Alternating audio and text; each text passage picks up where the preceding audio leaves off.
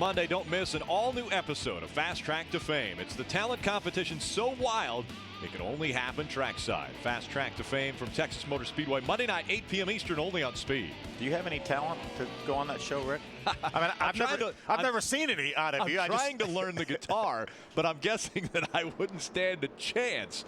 I know a couple chords. Do you? I've been around you a lot. I haven't seen much talent, so. I mean, musical. I meant musical talent. Sorry, I meant musical talent. We've had 6 cautions. The most recent, the 32 with problems. We go back trackside to Jim Trado. And restarts are not friendly to the 9-time champ Frank Kimmel. On that last restart, he complained about losing third gear. It's gone. He dropped the back about 20 car lengths, made it back up in the top 10. They came down pit road after saying the car was good, but man, he's got a lot to make up here. Watch him on the restart. He's going to lose spaces again, lose some spots here on the front stretch. Bright yellow car back there, 3/4 of the way through the field. Green flag back in the air. Looked like Mikey Kyle jumped in the throttle, spun the tires. Joey Coulter gets out in front of Grant Enfinger. Again, Coulter is a couple laps down, so he's trying to win one of those back by staying in front of our race leader. 4 wide going through 1, 2. Both Busher and Steve Arpin way up high. They are spread out as they go down the backstretch. 4 wide spots going into turn number 3.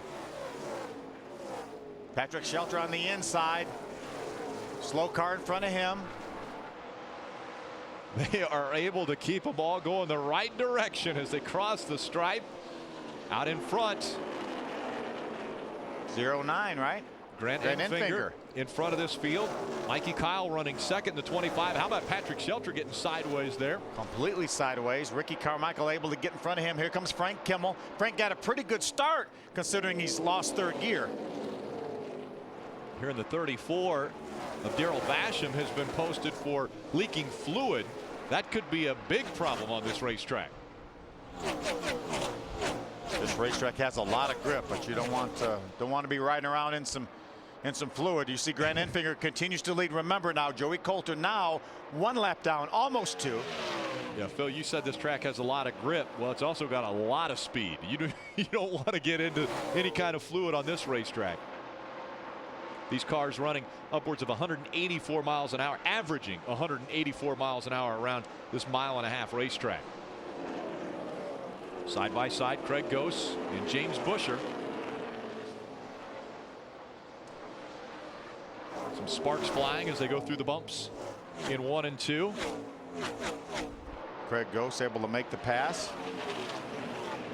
Inside of 25 laps remaining in this one. Again, a pretty short race, only 150 miles. Sideways is the 38 of Alex Kennedy once again. He gets it collected back up. Good battle right there. There's an 81. Craig Gose, the 51, James Busher, and the 29 of Chad Finley. That is a battle for 4th, 5th, and 6th. Here comes Chad Finley running the high line against Finley driving for Brad Keselowski in that number 29. There's some side-by-side racing from Patrick Shelter on the inside. Ricky Carmichael on the outside. They're closing in on that 44 of Frank Kimmel. That's a battle for the 8th position. Frank has 7th. There's Rob Brent, the 36 car. There's battle for 2nd. Teammates. Mikey Kyle, the 25.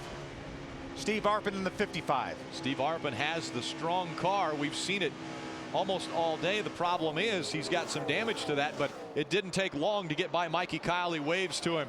Thank you for giving me that opportunity. Yeah, Steve Arpin was the fastest car on the racetrack that time. He ran 0.4 of a second faster than our leader Grant Enfinger did. Steve Arpin now up to the 2nd spot. He'll try to reel in Grant Enfinger. You see Billy Venturini up on top of the pit box, calling the shots for that 55. Trying to make it 2 in a row. For Russ Digger in the 12. He's slow on the inside of the racetrack. Now he scoots back up onto the racetrack. Looks like he lost control just a bit. We'll see if he can get back up to speed. That was coming off turn number 4. Looks like he is back up to speed.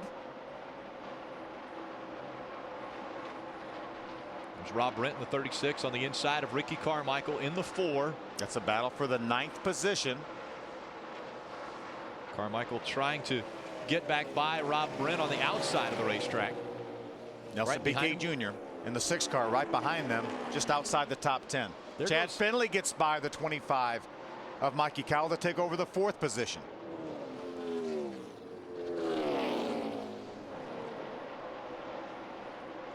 There's Grant Enfinger trying to go by Joey Coulter. Again, you had mentioned Joey Coulter was a lap down, trying to race his way back one lap to enable himself to be the Aaron's lucky dog or get into position to get that back. That's when you have trouble and you get 2 laps down, it's very, very difficult to overcome that. Joey had a few laps there where if the caution were to come out, he would have got one of his laps back, but didn't work out for him. There's the difference between first and second. Grant Enfinger in the 09. That's the red car coming out of turn 4. The 55 is 2 cars back right there in second. That's Steve Arpin in the Mike's Hard Lemonade. It's a battle for the 5th position. Mikey Kyle, the 25. James Busher in the 51. They're door to door as they make their way through 1 and 2. Looks like James has it. Behind them, we see Ricky Carmichael, Rob Brent battling for position on this racetrack. Patrick Sheltra just in front of them. Well, side by side there. Here comes Steve Arpin going by that 16 again of Joey Coulter. A couple laps down. Craig Gose behind him now. Steve Arpin's been able to get by Gose. He holds on to that second spot. Craig Gose able to get by the 16 of Joey Coulter. Ricky Carmichael into the wall. Big damage to the 4 of Ricky Carmichael. You see the sparks flying. No caution as of yet. Ricky Carmichael down on the bottom of the racetrack. Right front tire down on that. You see a lot of damage to the outside of that race car. Let's take another look. See him on the outside of the racetrack, on the outside of the 36 of Rob Brent. Looks like he just got too close to the outside wall going around the outside of Rob Brent. Then I think that's when the right front tire went down. So Ricky Carmichael trying to get by the outside of Rob Brent, ran out of racetrack, got into the wall. You see the damage. We stay green here at Texas Motor Speedway. Grant Enfinger continuing to lead. There's one of the race owners, Brad Kozlowski, watching Chad Finley, who's running fourth. Welcome back. Here's the battle for the lead. Grant Enfinger in front of the 55 of Steve Arpin. The distance has been closed. Arpin, the fast car on the racetrack. It's only a matter of time now. Craig Gose running third right now, has an awfully good car too. Once the 55 of Steve Arpin got by him, he's been able to hang with him, but they're both faster than the 09 of Grant Enfinger. Remember, Grant Enfinger was one of the 2 cars, along with Mikey Kyle in the 25, that stayed on the racetrack under our most recent caution. They're all in the number 10. We saw him on the bottom of the racetrack as these cars went by. There you see the gap getting closed. Grant Enfinger in front of the 55 of Steve Arpin. And Craig Gose has closed that gap, as you mentioned, right on the back bumper of the 55 now. A great battle with just 14 laps to go here in Texas. I think these 2 cars are pretty evenly matched. The 55 of Steve Arpin, the 81 of Craig Gose. I think right now, because they have better tires, they're both a little bit better than Grant Enfinger. Caution's going to come out now. Ricky Carmichael not able to get all the way into and onto pit road. Actually, looked like he was continuing on. I think maybe his car might not have been able to stop. A lot of times when you hit the wall like that, it'll break a brake rotor or something like that. So that may have been what happened. Ricky may not have had brakes when he came down pit road. Because we saw him on pit road. We saw him come onto pit road, and then obviously issues with that race car. He is just past pit road, and the safety crew comes to him now.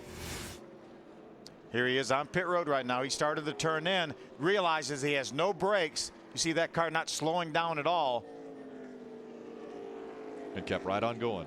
Look at how the left rear wheel is slid out from the outside of the body of that race car. That's how hard he hit on the right side. Yeah, bent that Menard bar and pushed that rear end housing out the left side. But good move not trying to turn into an opening or turn into a spit, because obviously with no brakes he would have run into something. Closing in on the final laps of this race. This is the 7th caution that has come out. And this time it's Ricky Carmichael, who had done the damage to the outside of that race car about 3 laps earlier, but was making his way onto pit road, couldn't stop in his stall, couldn't get behind the wall. And so he comes to a stop actually past the exit of pit road. You see Grant Enfinger just in front of the 55 of Steve Arpin. Craig Gose in the 81 running in the 3rd spot. Arpin and Gose have been the fastest cars on the racetrack here in the final stages of this race. See Ricky able to get out of that car. He will take the mandatory trip to the infield care center.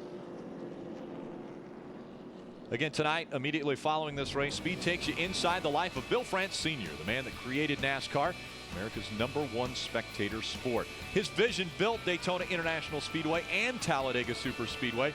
You do not want to miss the NASCAR Hall of Fame biography of Bill France Sr. He's one of the 5 inductees into the first class of the Hall of Fame, which will take place next month, and you'll see it all right here on Speed. Yeah, and Speed will have biographies of all the 5 inaugural nominees for the Hall of Fame, or actually the inductees for the Hall of Fame. So I'm really looking forward to seeing those. Speed is your exclusive home. The process that will take place for the inductees in the NASCAR Hall of Fame